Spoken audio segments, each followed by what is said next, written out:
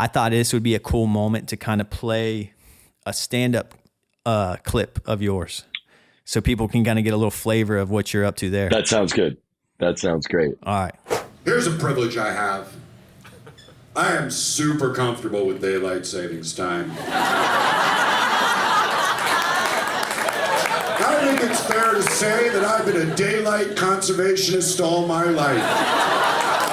Not just half the year either. 365, 24/7 since 1976. As I've transitioned from legal blindness to felony blindness, my daylight footprint has gotten smaller and smaller.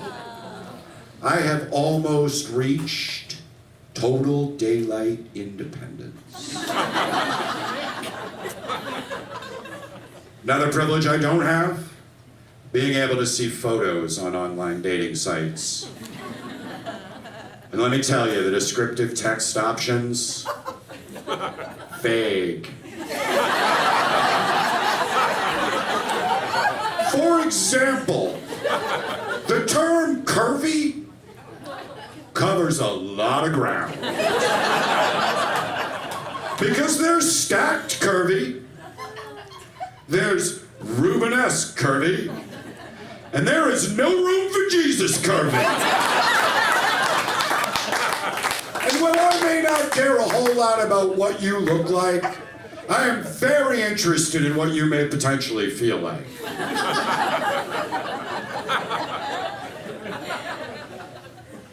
I have the privilege of never being asked to be designated driver.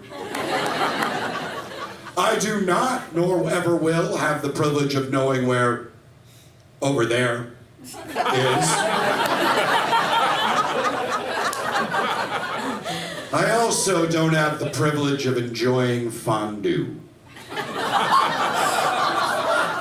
So not all your jokes are vision loss related. I know that, but Correct.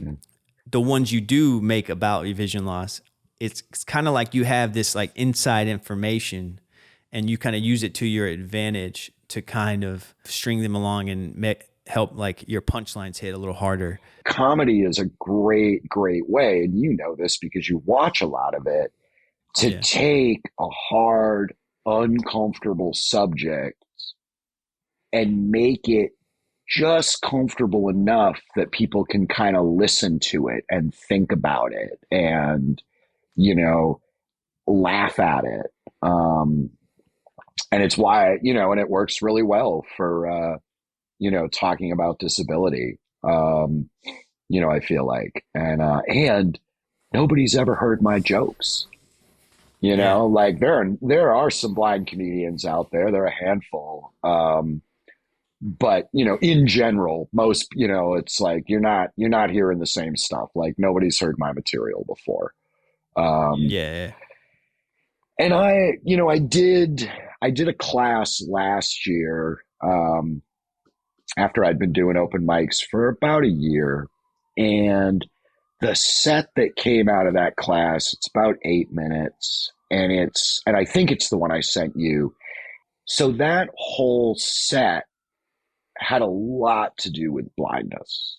And I talked, you know, I kind of open it with talking about, on one hand, the privilege of being a, you know, white, straight, upper middle-aged male, and then contrasting that with, you know, being a person with a disability. And then there's this weird, like, woke culture privileges for having a disability. Anyway, it's all about blindness. And when I finished that, I liked it. I was really happy with the set. I was really happy with the performance. I got a lot of good feedback.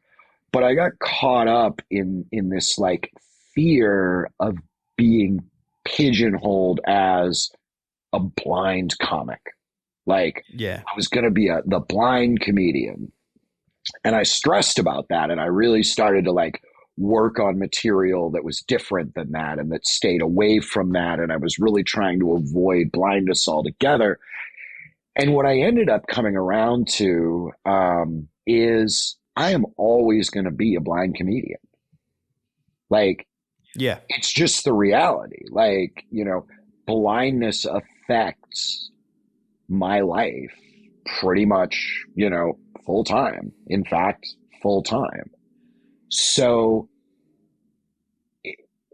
I talk about lots of things that aren't, blindness specific, but they are always from my perspective as a blind person. And I just kind of was like, okay, like I am going to do all kinds of different material, and some of it's going to be really specifically about disability and blindness, and really, have that push to not only make people laugh, but inform people.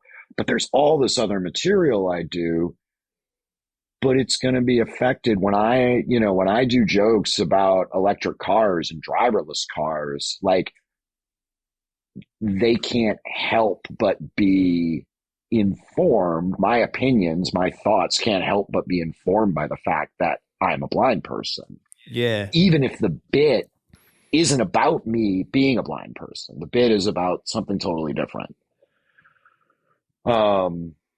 And it just was like, okay, like this is what I'm going to do. And there are parts of my sets now that it wouldn't matter whether I was a blind person standing up telling them or not. And then there are other parts where it's like, this isn't about blindness, but it's a blind person talking to you about it. So I'm going to throw in, this little bit of information or this little piece of how it affects me directly, that maybe you've never thought of.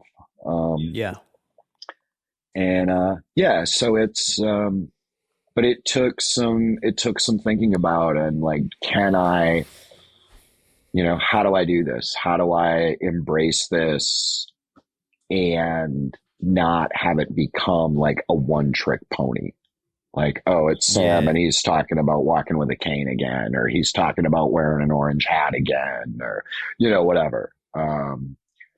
But, just that breadth of experience. And it's like, I think it's anybody from a, certainly a minority or a disenfranchised community, like, population, like those experiences affect your life. So, and I mean, for all of us, right? Our life experiences, creates our lens. So it's just my lens happens to be very, very specific and very, very different than most people's.